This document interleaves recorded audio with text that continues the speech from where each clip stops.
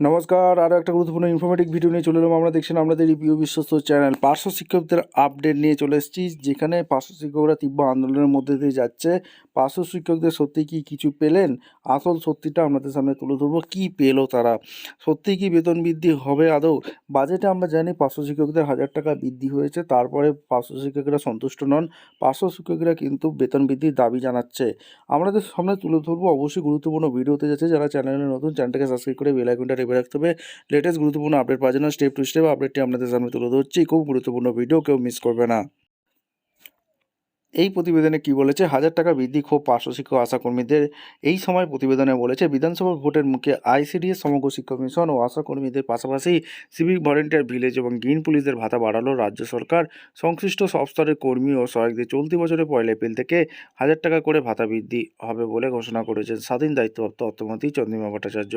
এতে মোট 4,95,000 কর্মী উপকৃত হবেন, কিন্তু তাতে সংশ্লিষ্ট কর্মীদের বিভিন্ন সংগঠনের ক্ষোভ তো কমেনি, বরং বেড়েছে। সমগ্র শিক্ষা প্রতিবাদে ডেপুটেশন দিয়েছে আইসিডিএস এবং আশাকর্মীদের। নানা সংগঠনের অভিযোগ, রাজ্য সরকার টাকার দাবিও করা হয়েছিল, রাজ্য সেটা মানল না। রাজ্য শিক্ষার সঙ্গে যুক্ত 90,000 পার্শ্ব শিক্ষক, শিক্ষাবন্ধু, সহায়ক সহায়িকা, সম্প্রসারক, মুখ্য সম্প্রসারক সহ স্পেশাল এডুকেটর এবং ম্যানেজমেন্ট স্টাফদের জন্য বাজেটে মাসিক 1,000 টাকা ভাতা বৃদ্ধি করা হয়েছে। তবে সমগ্র শিক্ষা মিশন যৌথ মঞ্চের তরফে মনোরঞ্জন মণ্ডলের দাবি, ভোটের আগে এই ভাতা বৃদ্ধি আসলে শিক্ষাকর্মীদের ভিক্ষা দেওয়ার সামিল। সরকারি এই ঘোষণার বিরুদ্ধে বৃহত্তর আন্দোলনে নামব। 5 দফার দাবিতে 80,000 আশাকর্মী গত 1.5 মাস কর্মবিরতি পালন করছেন। সেই দাবিগুলোর মধ্যে দুটি সম্পূর্ণভাবে একটি একটি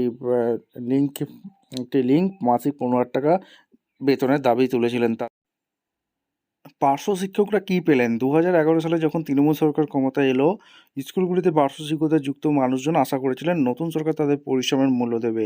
আশা ছিল স্কুলের স্থায়ী শিক্ষকদের তুলনায় খুব সামান্য অর্থে পড়ানোর প্রতিদান হিসেবে তারা সরকারি নিয়োগে কিছু সুযোগ সুবিধা পাবেন, বেতন হিসেবে সম্মানজনক অর্থও পাবেন। কিন্তু 15 বছর পরও পার্শ্ব শিক্ষকদের হাল ফিরল না। আজও তাদের যথাসামান্য অর্থেই স্কুলে পড়াতে হচ্ছে। সদ্য এসএসসিতে নিয়োগ প্রক্রিয়া হলো, সেখানেও পার্শ্ব শিক্ষকদের অভিজ্ঞতা নিরিখে কোনো সুযোগ সুবিধা দেওয়া হলো না। একটি ব্যক্তিগত অভিজ্ঞতার কথা বলতে চাই। 2019 সাল থেকে কর্কট রোগের বিরুদ্ধে লড়াই করছি। চিকিৎসায় প্রচুর অর্থ খরচ হয়েছে। আমার মতো অনেকেই পার্শ্ব শিক্ষকতা করেছেন, কিন্তু না আমরা পাই পেনশন, না প্রভিডেন্ট ফান্ডের সুযোগ সুবিধা, না কোনো স্বাস্থ্য বিমা। ফলে আমাদের কার্যত খালি হাতেই চাকরি থেকে অবসর নিতে হবে। এটাই কি আমাদের প্রাপ্য ছিল? সম্প্রতি কালকে পার্শ্ব শিক্ষকরা আন্দোলনে গেছে। সমগ্র শিক্ষা বাঁচাও মঞ্চ থেকে যৌথ বিবৃতি দেওয়া হয়েছিল। 5ই ফেব্রুয়ারি 2026 রাজ্য বাজেটে সমগ্র শিক্ষা মিশনের সাথে যুক্ত শিক্ষক কর্মীদের মাত্র 1,000 টাকা বেতন বাড়ানো হয়েছে, যা কোনো মতেই মেনে নেওয়া হচ্ছে না।